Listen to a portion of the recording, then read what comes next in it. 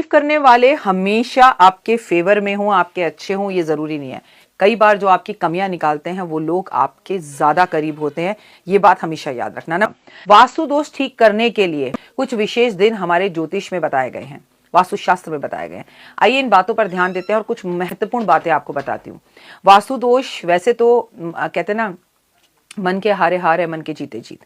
अगर आप मानते हैं तो सब कुछ है, नहीं मानते तो कुछ भी नहीं। वरना इंसान के पास बहुत कुछ होता है, लेकिन एक घर सिर्फ बदल देने पर उसकी जिंदगी के अंदर बवाल हो जाता है।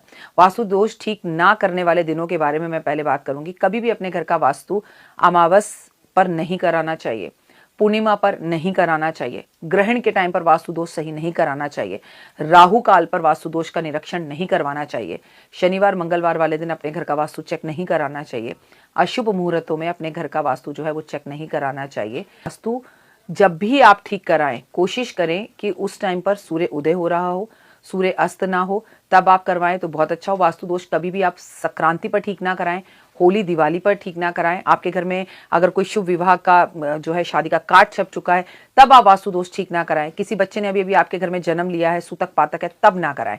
आखिर फिर वास्तु दोष सही कब कराएं?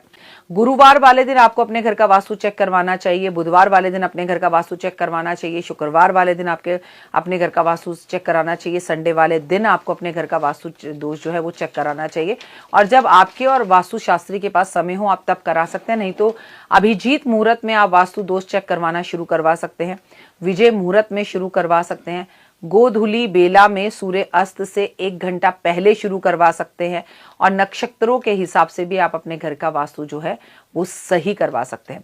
वास्तु दोष के नक्षत्रों के हिसाब से बताऊं तो अश्विनी नक्षत्र जो है उसमें उत्तर दिशा का वास्तु आपको चेक कराना चाहिए। रोहिणी नक्षत्र में आपको वायव्य कोण का जो है वास्तु वो सही करवाना चाहिए। मृगशिरा नक्षत्र में पूर्व दिशा का जो वास्तु है वो सही कराना चाहिए। आद्रा जो नक्षत्र है उसमें पश्चिम दिशा का, पूर्णवासु नक्षत्र में उत्तर पूर्व दिशा का वास्तु सही करा सकते हैं। पुष्य नक्षत्र में दक्षिण पश्चिम दिशा का जो वास्तु है वो सही करवा सकते हैं। हस्ता नक्षत्र में आपका जन्म हुआ है तो दक्षिण दिशा का वास्तु अपने घर का चेक करवाएं।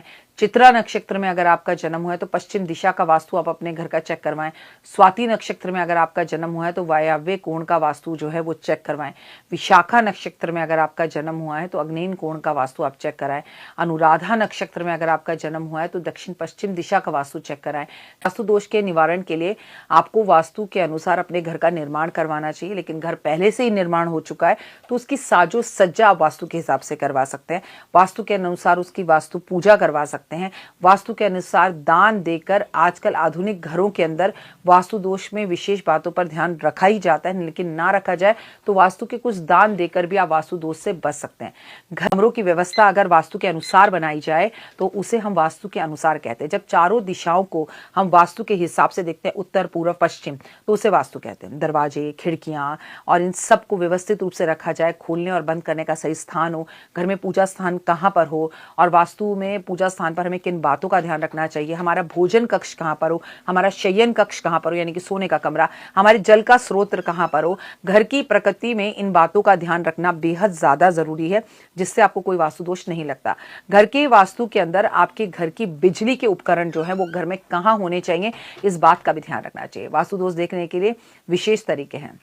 मैं आपको बता दूं, ये ध्यान रखें कि वास्तु दोष निवारण के लिए आपके घर के सभी लोग माने और आपके घर के सभी लोगों को आपको कुंडली भी दिखानी चाहिए। अगर आप घर के सभी लोगों को कुंडली दिखाते हैं और फिर वास्तु दोष को करते हैं तो आपको किसी तरह का कोई वास्तु दोष नहीं लगेगा। फिलहाल दीजिए मुझे इजाजत। अपना और अपनों का रखिए खास ख्याल।